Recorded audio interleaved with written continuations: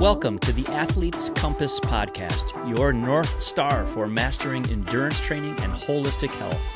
Join us each week as renowned sports scientist and founder of Athletica AI, Paul Larson, along with athlete, coach, and sports scientist Mariana Rakai, and coach and cyclist Paul Warlowski, guide you through the maze of often confusing training principles. Make sure your compass is ready. Class is now in session. Hello, and welcome to a special edition of the Athlete's Compass, the podcast where we navigate training, fitness, and health for everyday athletes. You know, we launched this podcast a few weeks ago and asked you for listener questions, thinking that it was a great chance to ask directly to Dr. Paul Larson, experienced coaches Mariana and myself to help guide you in your training. We had so many questions come up that we wanted to answer them quickly on the next podcast. So keep them coming. And we want to start off with one from Joseph Bassani, who asks this question. Your AI coach says that I'm killing it, but I'm getting warnings that my fitness is too low for the plan I am on, and I should consider switching to a lower volume plan. I have the same question for one of my athletes. Which is it? So here we go. Which one are we dealing with here? Yeah, it's a great question, Paul, and we totally appreciate the frustration that a lot of users have on this one. And you know, we've debated with our development team at length whether we leave these in or not. I will say right from the start, you don't have to listen to these warning signs, nor do you even have to see these warning signs in your profile settings. You can turn them off, and many do. But what this really relates to, you know, I'm in terms of this one, that we're throwing this in right now because it's Christmas time and it's user questions. But basically, we've dealt with this at other times.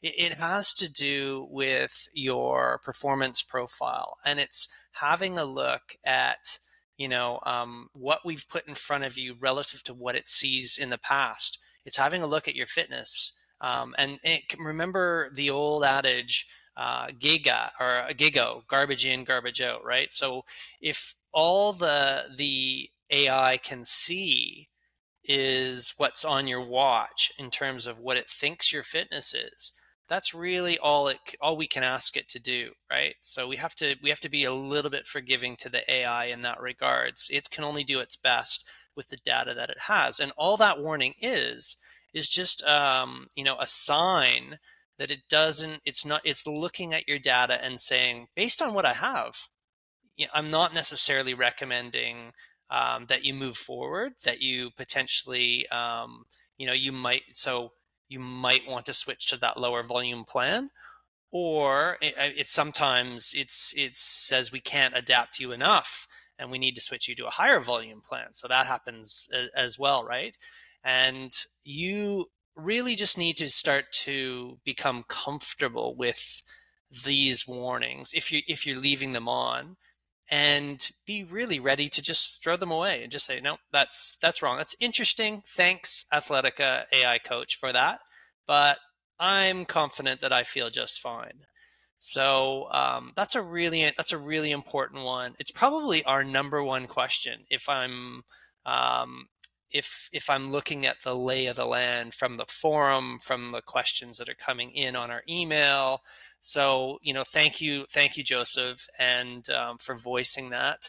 And, you know, Mariana and Paul, I know you guys both see this a lot. So anything further on that from you? I think it's a great opportunity, and Mariana, I'm sorry to jump in, but I think it's a great opportunity to have if you have a coach on Athletica, to discuss this with the coach and say, hey, are you in the right place? And go from there. Mariana, what do you think? Absolutely. Yeah, I couldn't agree more. I get this message too on my training plan, and I just wanted to highlight the context. I haven't been swimming a lot, so my Athletica coach is saying your swim fitness is not optimal for this plan. Maybe you should consider moving on to the lower volume plan. But it's because I haven't been swimming, and that has been a conscious choice for me to not being swimming lately. So also, like if you've been injured, for example, can't run, you're gonna eventually see this sign as your running fitness gets lower. Yeah, totally. And like, I mean, if you have a historical back, you know, back history of being a swimmer or being a runner or being a cyclist, you know, there's no way that the data is really going to kind of support what's probably possible within your body, and you know, your speed of adaptation is going to be so much greater. It might eventually in the future, but we're just not there yet, right? Remember that AI and these automated programs have just come onto the scene. So the best, to me, the best advice is two: one, grab a coach like Paul and Mariana, or two, be confident in your own ability and trust your own feel. That's really what you should be. All our athletes should be working towards, is developing your own feel on what feels right, and be really always ready to override whatever Athletica says. You know, whether it's do more or do less, listen to the advice, but you should be very confident in agreeing or disagreeing with it. Follow-up question: when would you move on to higher volume plan? I would, two reasons. One, if I didn't have a time constraint in my life, right? And two, if yeah, if I really wanted to, you know, I'm gunning towards a longer distance event like an Ironman, or like a yeah, you know, like a Grand Fondo or something like that, and I've got some time available and Athletica is recommending that, I would, yeah, I'd give it a go, and I'd see how it feels jumping up to the next rank. Because remember, like, duration, you know, we've spoken about this before, but exercise duration is a key fundamental adaptation signal, right? You're going to be increasing your durability. You're going to be increasing your fat oxidation ability. So if you can do the training to up that adaptation, then and you have the time, then you should go for it.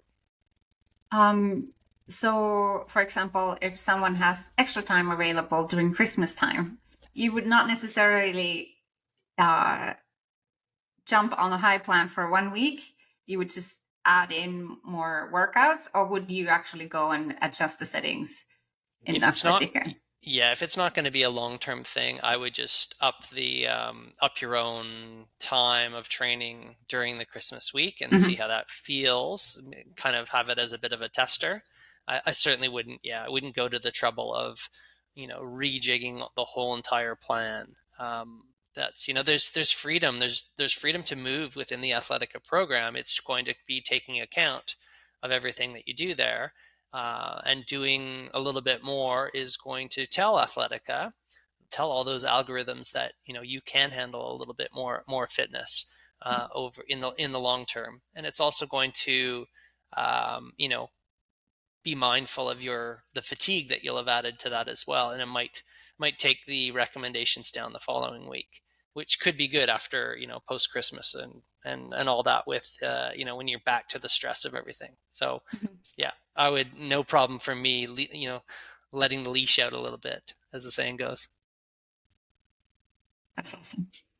Okay, let's move on to the next listener question, which is from Jesse White. He asks, when we are injured, how do we communicate this with Athletica?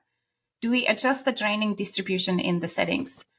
Do we just skip workouts until we can resume training? Here's my real world example. I've got a grade 1 calf strain that will eliminate running for at least a week and require progressive return in 2 or 3 weeks. I can bike, however. How do I adjust the next few days or a week Yeah, it's a first? super question. It happens to all of us, right? We all, despite our best intentions, we succumb to these injuries for various different reasons. And I guess you know, Athletic is a unique system that and I don't believe there's anything else that out there that's like it, in that we have, through the Workout Wizard, remember that's the green tab on all of your sessions that are upcoming, you can actually click on that, and you can click on your injury tab, which provides a number of different alternate options for your situation.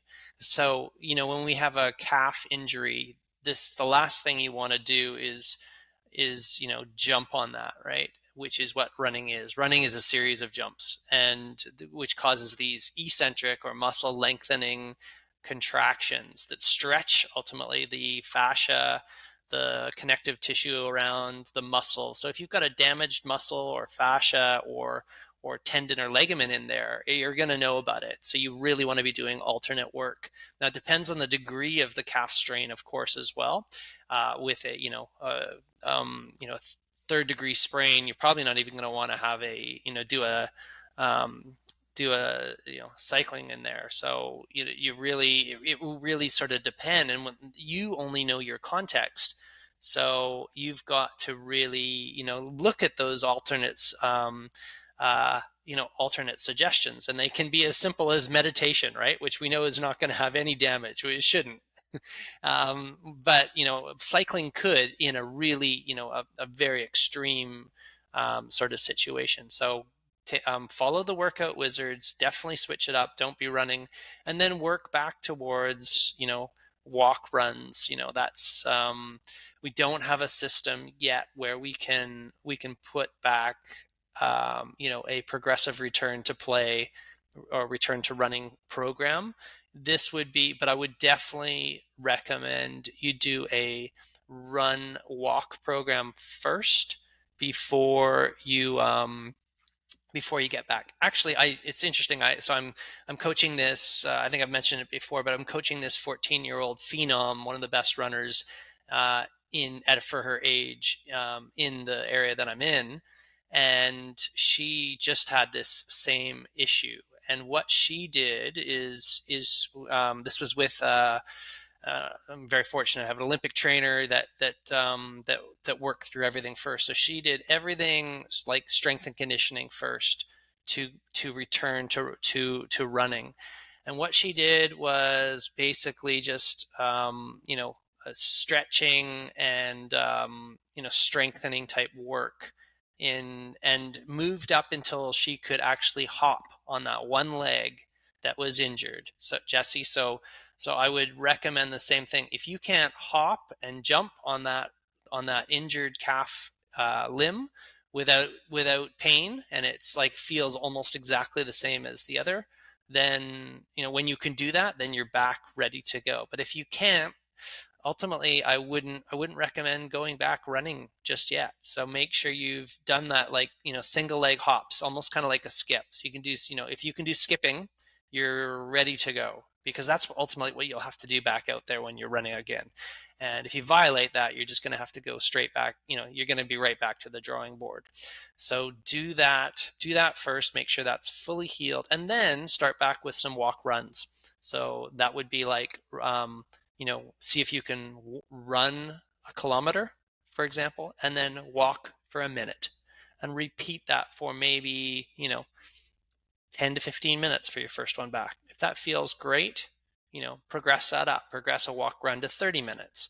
And if you're still all clear after that, and there's a day break between that, still all clear, you're back, you're pretty much good to go, and you're back to starting progressively back to what Athletica's got you at, with 20, 30, 40, 50-minute running kind of thing, progressively. So you wouldn't necessarily adjust in the training, like you wouldn't mess up with ramp rates or go in a low volume plan while you're coming back from injury? That's another great option for sure. So you could move down to the low volume plan as well. It really depends on the context, Marianne, as we always know, right? And again, here's where it's so advantageous to have a coach that can kind of help you along with these different decisions depending on your context. And yeah, that's what I would. That's certainly an option. Just down regulate that that training load or like the training volume. But remember that the ramp rate is really, that's an advanced setting in Athletica. You could control that. Your coach could help you control that. But otherwise, Athletica is on a standard. It will start to ramp you back up to build that fitness again. And if you use the ramp rate, then you would also adjust swim and bike workouts. Isn't that right? It would, if you're on the triathlon program. That's right. Yeah. Okay. So this is why. So you might not want to go in there, anyways. No, again, this is so contextual, right? So it's like I would continue to be swimming. I would continue to be holding my fitness up there. If I can cycle still, then I would do that if it's not too bad, because that's Paul, you're a real expert with cycling. I would ask you as well. How much do calf strains per se limit cycling? It tends to be not too bad, right? You can compare it if you compare it to running movement, right? Yeah, it's way easier obviously than running, and it depends, like you're saying, it's the context. Whether if it's a serious sprain, then it's going to be painful to push down on the pedal, but otherwise, it's a pretty low impact sport. Exactly. So yeah, I guess to that question, Mariana, I would definitely try to have the keep the swimming, cycling, and most of the gym work as well, minus the obvious ones that, and you never want to cause anything that's going to cause do anything that's going to cause pain, but otherwise keep ticking over, right? Keep the mental health up there and the fitness up there. Right. Talk about cycling. We have another question here from Phil Becker, and he asked, I injured my hamstring in a bike crash this morning, and I will have to take some time off. How best should I manage a recovery week or weeks with Athletica? I'll rest tomorrow, Monday, instead of a recovery ride, and try out some Zone 2 starting Tuesday. But I will back off from intensity for the week depending on how it feels.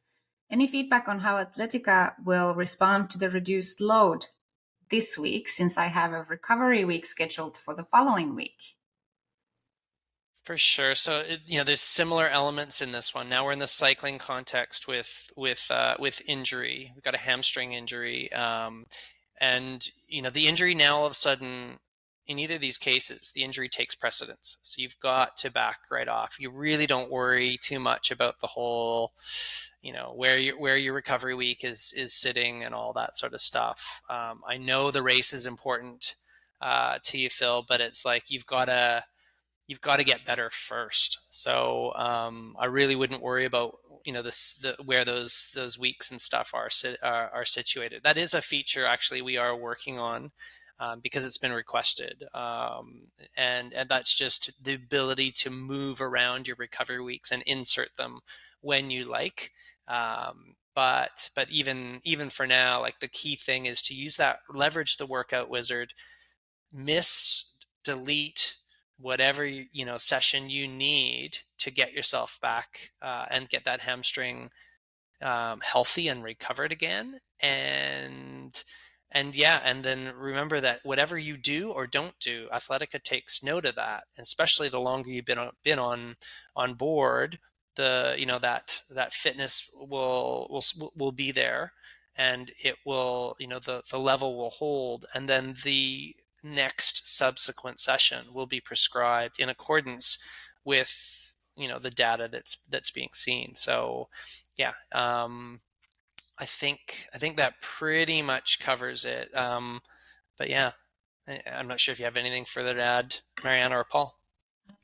I noticed last year when I lived in Dubai and struggled with my health, I would, have to do alternative training a lot and miss some of the load that was planned by Athletica. And then when I was coming back, I noticed Athletica was trying to get me back on track with like a little bit added load to my trainings. So if people are worried about their performance journey, Athletica knows. Athletica is always calculating in the background. Nice. All right, Kellen Erdman asks a running question. I'm struggling to get the pacing right on my profile. My zone 2 runs are seemingly slow compared to my 5K times. I train in Florida with really high temperatures, but to stay under 144, I'm assuming that's beats per minute, my pacing is around 11-minute miles, but my 5K PB is 21:52, which is a 7:02-minute mile. Any suggestions going forward? Also, on my profile, the level 2 paces seem pretty fast for my heart rate zones. Thanks again. So there's a Yeah, lot going on in this question about, my zone 2 runs being one thing and then the 5K personal best. So I'm thinking that there's some question about what the zone 2 heart rate actually should be. sure, sure. Yeah, it's a super question. It's a real common one, so thanks for asking it, Kellen. And it kind of relates a little bit to your the MAF theory. So MAF is the maximal aerobic fitness, or maximal aerobic function. Sorry, that's been really pioneered by Dr. Phil Maftone.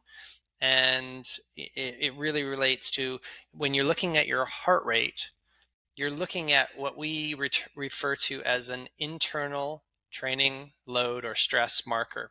And the cool thing about using that internal meaning within you marker of your stress is that it should pick up all the stresses that are around you and all the stresses that are in your life. Now you're talking about your life in hot Florida, so you've got a thermal stress. But the same could be if we were speaking to an individual that lived, in Colorado at altitude. The altitude would be picking up that as well. Mariana was living in Dubai, and the heat would be picked up as a stress when she would train outdoors as well, right? So yes, you have this, very impressive 5K PB, but you really, when you're doing your zone 2 training, you're doing it at an easier pace for a reason, and that's because you don't want to be overly stressed. So, and this is why we have on Athletica our smart coach. The smart coach prescribes intense sessions like HIIT or threshold workouts. It prescribes those at pace and power, whilst all of the lower intensity recovery and L2 zone 2 training sessions, it prescribes those with heart rate, with that internal marker. So it really doesn't matter that you're going slow. Yes, the prescriptions may be off, and we're working on our ability to refine those using some of our AI and mathematical, strengths with our amazing development team. But yeah, for now, you really kind of can't go away from just that smart coach prescription. In my opinion, is just so continue to do your easy sessions easy, and just follow the heart rate and don't worry about it. We've spoken about this before, where there was this great story with Frank Shorter, who's a famous runner living in Colorado, I believe, and he was just notorious where he would go out for his easy trots, and it literally was just like a little an easy running trot, and people would go flying by him in Colorado and stuff. And it's like, why is that guy running so slow when he could be so fast?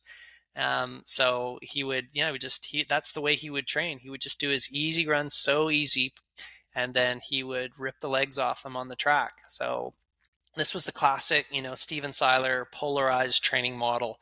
If you that we all know the Norwegians use a version of this, or at least they did. The Norwegian model might be a little bit different now, but you get the idea, right? Do your easy sessions easy, and do your hard sessions so you can do your hard sessions really hard. Just want to clarify one thing. I'm sorry, Mariana. You were saying that the smart coach prescription pushes the intensity ones by pace and power, but the lower intensity by heart rate. Is that correct? That's right. Yeah. So Okay. if you've got a modern Garmin watch, and using Garmin Connect, you just use actually like a setting on your profile, and you'll just go there and click Smart Coach option for Garmin Push, and you should get your sessions prescribed to your watch that way. At least I All do. right. So Go ahead, Marianne. Thanks. Yeah, I would ask a couple of questions. As always, context matters. So, is the 5K personal best a current one, or is it like several years back? And then the other one is, what is measuring your heart rate to? Is it an optical, the optical heart rate measure, because it can fluctuate a lot, or it's not as accurate than the chest strap. And then maybe my suggestion would be to calibrate your feel, so understand rate of perceived effort. Like your zone 2 should feel like you can go all day, and it should feel like maybe 2, max 4 out of 10 scale. So it should feel easy. yeah, those are great. Yeah. But yeah, when I lived in Dubai, my heart rate would be a lot higher with the slower pace than it is here when it's cooler climate. So definitely the heat can be an impact. Yeah. Okay, then we have the next question, and it's from Mick. He asks, how do we use and implement power and pace curves as well as the athlete profiling? And I think he's talking about muscle fiber types 1 and 2, and how to use it. In other words, we have this tool in Athletica, but how do we use it?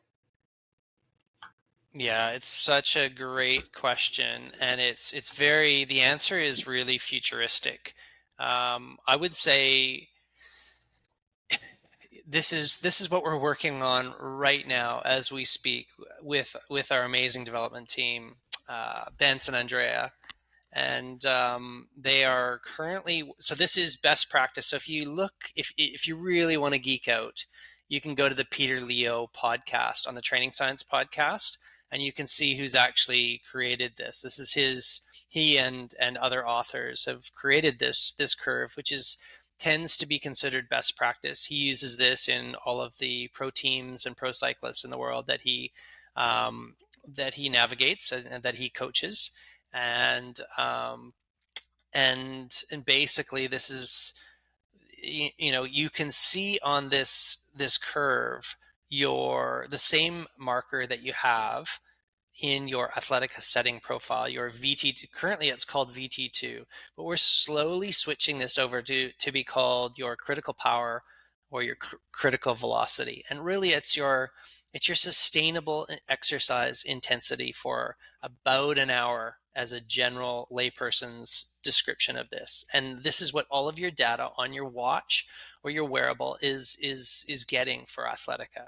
It's seeing it's making an estimate, even though you won't do a 1 hour time trial, it's making an estimate on what that would be. And we can see what that curve is from your mix of high intensity training movements to your more sustained training movements and power outputs. And that's what it goes really. I'm trying to describe this to just the listener if you're on audio only, but it's very high in terms of the powers or the running speeds that you can attain in the short duration windows, and of course it's quickly falls down and then levels out for the longer duration ones. And you probably know this, you know this intuitively as an athlete. And this was actually found by one of the pioneers of exercise and sports science, A.V. Hill, and he discovered this one. Basically, he plotted the world records for swimming and running way back in, I think it was 1925. That was the first time he took all the world record times for all, and right across like the gamut of distances, that you could see that the times formed this hyperbola type of a curve, right? They quickly fell down and then leveled up, and that's indicative of a lot of the term we call anaerobic exercise often, or that sprint exercise, and the aerobic sustainable sort of intensities. So I think that describes the curve pretty well. How do you use it? Well, you can see your strengths and weaknesses. You can see if you are potentially what we like to call a twitchy athlete. So you may have these abilities to be very, sprint-like and be able to perform these very high power outputs in the short durations, or very fast running speed, sprinting efforts in the running context or swimming context. And then you can also see if you're potentially more hybrid. You might have a mix of these, or what we like to call a diesel engine, like you can go and go and go all day. And these are the different, we think that these are the different types of animals that we have out there in our human animal kingdom, right? Like we're just all wired a little bit differently.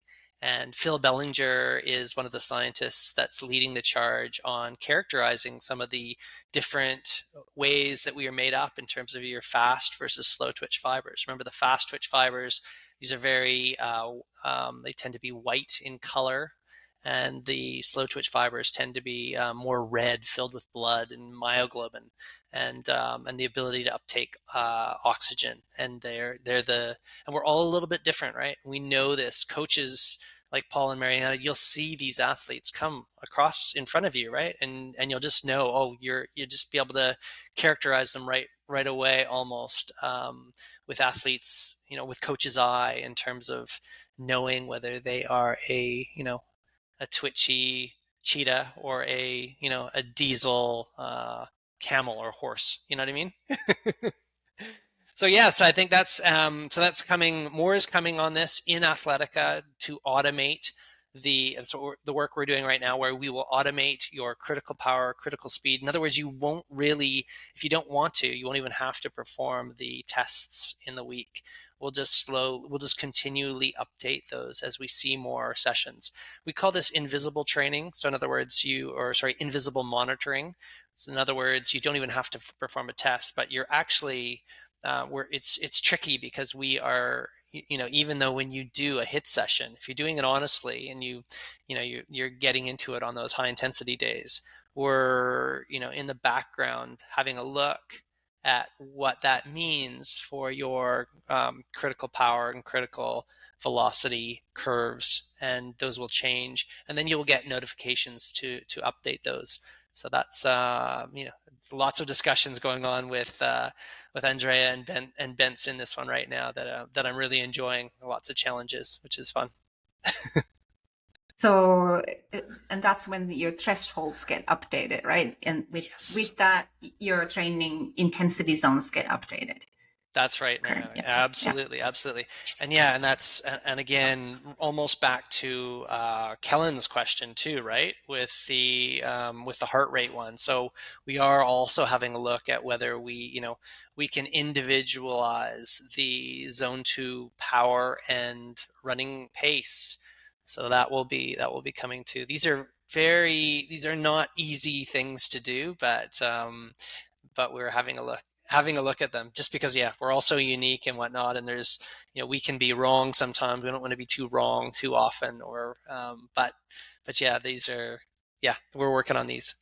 And I what makes it so challenging is sometimes as a coach is to have an athlete that has, for example, a really high heart rate, like maximal heart rate over 200, and maybe their zones have not been updated. They've been on a more static training plan that they've never done a 5K time trial. So they have no idea. They've just followed a static plan with the heart rate zones that are totally general and not individualized.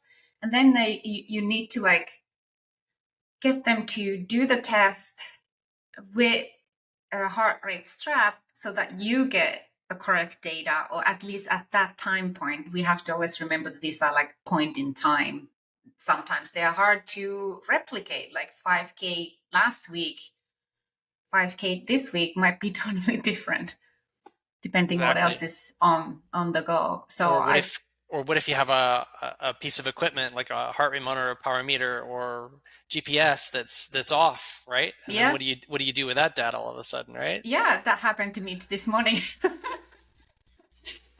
My heart rate strap, I just changed the battery, and it's just I think Samsung, it's a brand new one. Oh well, it's just yeah, there's just so many potential errors ultimately Yeah, that can happen in these calculations. So we, when we're changing, making too many of these changes that are supposed to be making these changes to make it better, you can actually go and make the whole system worse. So there's always yeah, lots to consider for all of us. yeah, and I guess I wanted to mention that the whole point of doing the tests and having the intensity zones somewhat close to optimal is that your training load will be calculated based on these. Um, so Yes, well, so don't again, we have skip a the test. no, for sure, for sure. But this is, again, to mix question. Well, we have this tool, but how can we use it? Well, and load, to your point, Mariana, it is different depending on your intensity, right? So, does and does a TSS that's generated, or a training load marker that's generated in hour one, is that the same training load that's generated in hour two of a 2 hour session? Well, probably not, but that's currently how it's calculated. So, and what if there's added intensities in that whole segment as well? Where do those sort of sit? So we're actually, and again, this is from Philip's work. He's actually working on a new method to actually quantify the training load based on this. These are very difficult questions, and no one's done these things yet, right? But we're trying to pioneer in these sorts of things. But again, maybe just a real simple thing that you could do, Mick. This is, I would just take my own data. I'm thinking, how do I use this tool in Athletica? Well, I can see if I look at any power profile on me, I can see what my potential is across exercise, training, uh, you know, distances or durations. I know where my capacity lies in those based on that profile. In the case where I'm going to do, say, an Ironman, if I don't have my duration profile out to 5 or 6 hours at least on that cycling power profile, well, then I'm probably not going to do too well for my from the bike phase, and who knows how that's going to affect me in the run. Probably not so well. So there's some real common sense things. It should really help. It should help me from a pacing standpoint as well too. You can see that there's two lines on the power profile as well. There's not just um, the threshold or your critical power, but there's also a predicted ventilatory threshold 1. And that's really the line that you should more or less be targeting if you're going to be doing a prolonged duration event like an Ironman, right? So that really represents sustainable or homeostatic exercise intensity, power output, or pace.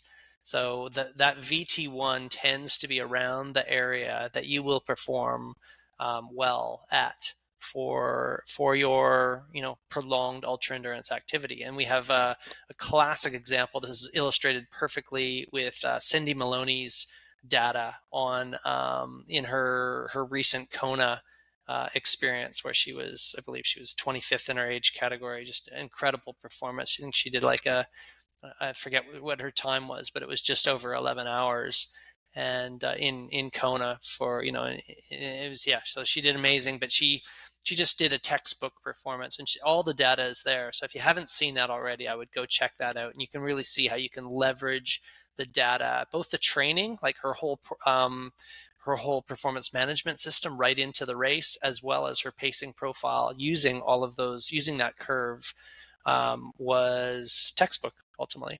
And she was ecstatic with the result accordingly too. Next question. Primal Swede asks, and it's a great username, by the way, asks, I'm very curious about the prompts asking about how I felt after a session. I'm asked to write a few comments about my subjective feelings, but how does Athletica AI take this into account when building future sessions? It says it does, but how does this work? Is there anything in particular I should put there? This makes my former English teacher heart happy when he's asking for writing prompts, but is there a certain way of writing these things? Is there a certain prompt that our users should be using to help Athletica best understand how the ride went, or how the run went, or how the swim went? I'll start here, Mariana, but I'm really curious to I know, because I know you're a great commenter and whatnot, and I'm really keen to hear your thoughts on this one. But I'll just very briefly mention that there's sort of two different ways that Athletica is analyzing these comments. The first is by using Google semantic analysis to curb the training load subsequently. So Google semantic analysis can read mood. So based on what you actually write, Athletica it's reading your mood in the comments. And there's a minor, I will say minor, it's not as large as the actual loads itself in terms of the weighting factor for changing subsequent training, but there's a minor adjustment in the mood that it reads.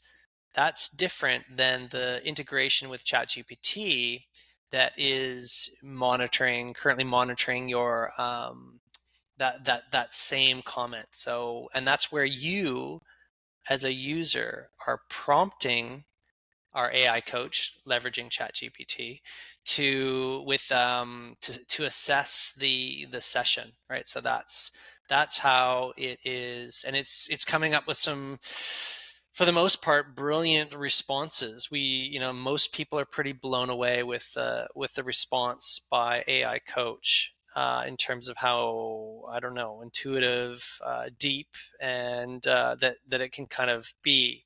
So the feedback has been overwhelmingly remarkable. Not perfect, I will say, but I would say it's up to 95% positive now. We monitor those, of course, with the little thumbs up or the thumbs down, and it's starting to trend closer and closer to 100%. So it's crazy, and we are continuing to make refinements based on your ranking. So thank you, users, all of you that are using that feature, and please keep them coming. Mariana, your thoughts? I hope I'm not going to go in too big of a tangent here, but I love the AI coach, and it's sometimes seems so empathetic too. And honestly, sometimes it's like my coach is replying to me. But yeah, I love AI coach. I think you're referring to the, was it last week I commented, I've lost some weight and I need to go shopping for new training gear because I was on a run and I had to keep pulling my pants up. and I commented it. I think I said something like I had to keep pulling my pants up for not getting arrested for flashing, and it picked it up. And it's like, enjoy shopping. It was really funny. But yeah, so I try to, for my comments, I try to think, okay, what went well on this session? What did not go as well, and what can I improve? I don't know, coach, am I always so systematic? I don't think so, but that's what I try to teach to my athletes, that think about something that didn't go well, what went well, and what could be improved. So 3 things. But yeah, I don't know if I follow my Those are own good advice. prompts. Fantastic prompts. Yeah. So thanks to everyone again for the great feedback that are coming back on that, and thank you. Yeah, thank you, Primal Swede, for that question. I hope that answers that one there. I hope so too. Those are good prompts to have. What went well, what didn't go well, and what could be improved. Those 3 questions are great prompts. I would say, Paul, just the sorry, that's okay. the very last point I would say is being honest as well. The more honest you can be with those comments, like Mariana was just kind of saying, the better output you're going to get from both the Google semantic analysis and the mood change to probably the empathy or anything that you might be getting back from the AI coach. Interesting. Yeah, because it's been because I use it myself, and it's been interesting to see the responses that it gets. It hasn't told me to keep my pants up yet or go, but who knows what's coming next. That's all for this week, and let's keep those questions coming. Put them in the comments, DM one of us or email us. Thank you for listening, and join us next time when we dig into thresholds that help us set our training zones. They are critical for getting our training right. For Mariana Rakai and Dr. Paul Larson, I'm Paul Werlowski, and this has been the Athlete's Compass. Merry Christmas, everyone. Merry Christmas. We hope you enjoyed another episode of the Athlete's Compass podcast, your guiding light through the complex world of training for your endurance sport. For a deeper dive into the science, listen to our companion podcast, the Training Science Podcast, and check out the AI adaptive training platform, Athletica AI. Thanks.